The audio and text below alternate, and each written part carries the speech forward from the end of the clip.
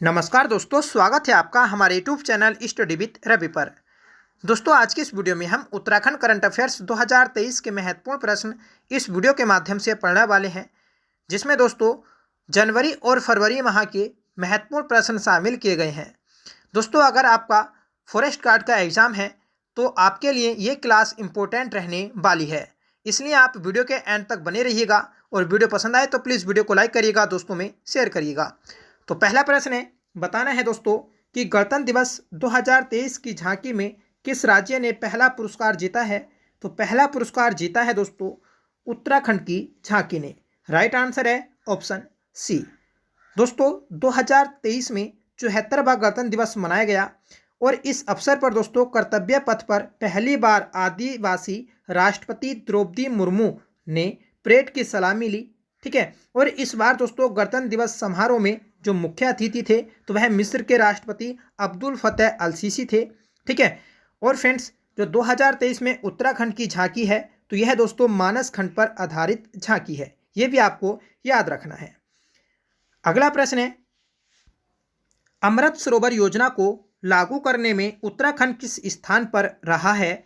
सही आंसर है option C, तीसरे स्थान पर। अमृत सरोवर योजना को लागू करने में उत्तराखंड का तीसरा स्थान है।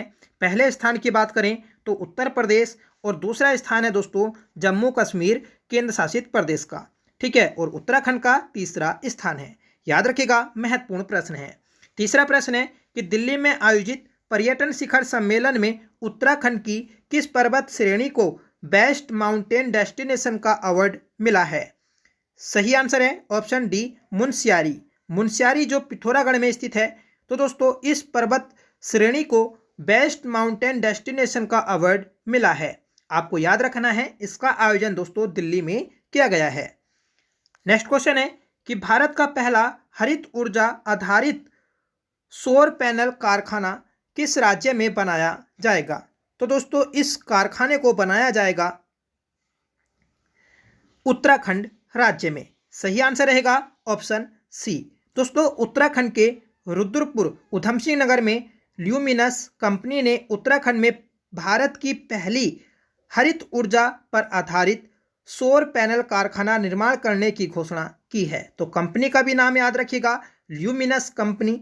ठीक है, और दोस्तों इस कारखाने को लगाया जाएगा उधमसिंह नगर के रुद्रपुर शहर में। अगला प्रश्न है कि उत्तराखंड में G20 शिखर सम्मेलन 2023 के तहत उत्तराखंड में 3 कार्यक्रम प्रस्तावित हैं। उत्तराखंड में G20 कार्यक्रम की पहली बैठक कहाँ होगी। तो पहले आपको याद रखना है कि भारत 2023 में G20 शिखर सम्मेलन की मेजबानी कर रहा है और दोस्तों ये G20 शिखर सम्मेलन का 18वां आयोजन है, यह भी आपको याद रखना है। ठीक है, तो इसी के तहत दोस्तों उत्तराखंड में इसके 3 प्रोग्राम किए जाने हैं, जिसमें पहला प्रोग्राम किया जाएगा रामनगर में। ठीक है, रामनगर नैनीताल में किया जाएगा और 2 अगले कार्यक्रम जो किए जाएंगे तो वह दोस्तों ऋषिकेश में आयोजित किए जाएंगे। नेक्स्ट क्वेश्चन है कि उत्तराखंड की किन 2 महिलाओं को केंद्र सरकार के जल शक्ति मंत्रालय के पेयजल एवं स्वच्छता विभाग की ओर से स्वच्छ सुजल शक्ति सम्मान 2023 के लिए चुना गया है। सही आंसर रहेगा दोस्तों ऑप्शन ए, कविता देवी और निकिता चौहान। तो आपको याद रखना है कि स्वच्छ सुजल शक्ति सम्मान 2023 के लिए उत्तराखंड से 2 महिलाओं को चुना गया है, कविता देवी और निकिता चौहान। ठीक है, अब बात करें कि कविता देवी उत्तराखंड के किस जनपद की रहने वाली हैं। तो यह दोस्तों बागेश्वर की रहने वाली हैं और निकिता चौहान यह दोस्तों देहरादून की रहने वाली है। आपको ये याद रखना है। नेक्स्ट क्वेश्चन है कि उत्तराखंड के प्रसिद्ध गणितज्ञ हरिमोहन सिंह ऐठानी को गणित में शोध के लिए हाल ही में किस पुरस्कार से सम्मानित किया गया है। सही आंसर है option A, pride of India. Pride of India पुरस्कार से दोस्तों सम्मानित किया गया है हरिमोहन सिंह को, जो दोस्तों एक मैथमेटिशियन है। ठीक है, अब बात कर लें कि हरिमोहन का संबंध उत्तराखंड के किस जनपद से है। तो इनका संबंध है दोस्तों बागेश्वर जनपद से, यह भी आपको याद रखना है। नेक्स्ट क्वेश्चन है कि राष्ट्रीय सुदूर संवेदी संस्था द्वारा जारी मानचित्र रिपोर्ट के अनुसार देश में भूस्खलन का सबसे अधिक खतरा किस जिले में बताया गया है? तो दोस्तों सही आंसर रहेगा ऑप्शन ए रुद्रप्रयाग उत्तराखंड में। ठीक है, रुद्रप्रयाग जिले को दोस्तों पूरे देश में सबसे खतरनाक भूस्खलन वाला जिला बताया गया है। और ये रिपोर्ट जो जारी की है तो यह दोस्तों राष्ट्रीय सुदूर संवेदी संस्था के द्वारा जारी की गई है। इसमें दोस्तों 10 जो सर्वाधिक भूस्खलन वाले जनपद हैं उनकी एक सूची तैयार की गई है, जिसमें पहला स्थान रहा है दोस्तों रुद्रप्रयाग का। मतलब सबसे खतरनाक भूस्खलन वाला जो जनपद है पूरे देश में तो रुद्रप्रयाग है दोस्तों। दूसरे स्थान पर रहा है टिहरी। ठीक है, तीसरे स्थान पर है दोस्तों त्रिचूर जो केरल का एक जिला है। ठीक है, तो ये 3 सबसे अधिक भूस्खलन वाले जनपद हैं। नेक्स्ट क्वेश्चन है, हाल ही में किसने उत्तराखंड की संस्कृति पर G20 सम्मेलन में भाषण दिया? सही आंसर है ऑप्शन बी दिव्या नेगी। दिव्या नेगी ने दोस्तों उत्तराखंड की संस्कृति पर G20 सम्मेलन में भाषण दिए हैं। दिव्या नेगी यह दोस्तों टिहरी की रहने वाली हैं, तो याद रखिएगा महत्वपूर्ण प्रश्न है। अगला प्रश्न है कि कौन सा राज्य भारत का पहला सरकारी मदर मिल्क बैंक स्थापित करेगा? सही आंसर रहेगा ऑप्शन बी उत्तराखंड राज्य। उत्तराखंड राज्य भारत का पहला राज्य है जो दोस्तों सरकारी मदर मिल्क बैंक स्थापित करेगा। यह घोषणा दोस्तों उत्तराखंड के वर्तमान स्वास्थ्य मंत्री धन सिंह रावत के द्वारा की गई है। 11वां क्वेश्चन है कि केंद्रीय क्षेत्रीय परिषद की 15वीं स्थायी समिति की बैठक कहां आयोजित की गई है?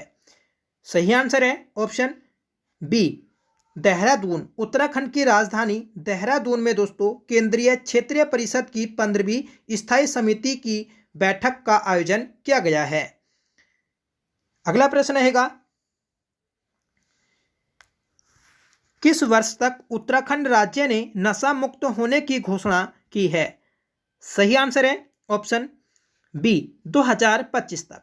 2025 तक दोस्तों उत्तराखंड सरकार के द्वारा राज्य को नशा मुक्त बनाने की घोषणा की गई है। महत्वपूर्ण प्रश्न है दोस्तों, याद रखिएगा।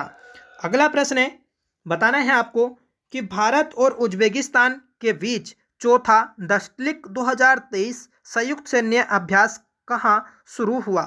तो दोस्तों भारत और उज्बेकिस्तान के मध्य होने वाला दशलिक 2023 संयुक्त सैन्य अभ्यास शुरू किया गया है पिथौरागढ़ में। सही आंसर है ऑप्शन ए।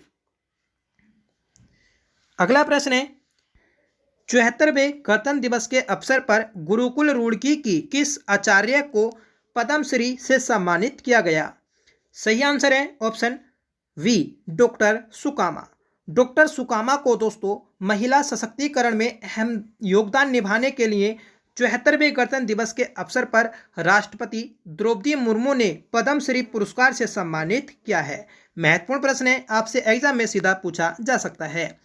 15वां प्रश्न है, शिक्षा में गुणात्मक सुधार के लिए उत्तराखंड राज्य के कितने शिक्षकों को वर्ष 2022 के लिए राज्य स्तरीय सलेश मटियानी पुरस्कार प्रदान किया जाएगा? सही आंसर है ऑप्शन डी 17। तो 17 शिक्षकों को दोस्तों सलेश मटियानी पुरस्कार दिया जाएगा 2022 के लिए।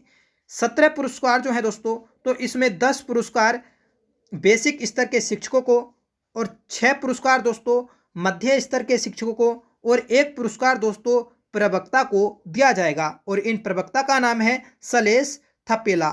ठीक है, तो यह आपको याद रखना है। आपसे ये भी पूछा जा सकता है कि सलेश मटियानी पुरस्कार किसे दिया जाता है? तो यह दोस्तों उत्तराखंड में शिक्षकों को दिए जाने वाला एक विशेष पुरस्कार है। ये थे दोस्तों आज के हमारे 15 इंपॉर्टेंट और सिलेक्टेड क्वेश्चन।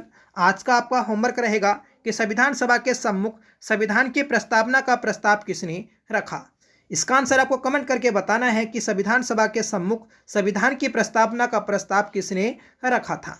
साथ में बताइएगा दोस्तों कि आज की ये क्लास आपको कैसी लगी। आई होप आपको पसंद आई होगी। सभी दोस्तों क्वेश्चन इंपॉर्टेंट और सिलेक्टेड थे जो आपके एग्जाम में पूछे जा सकते हैं।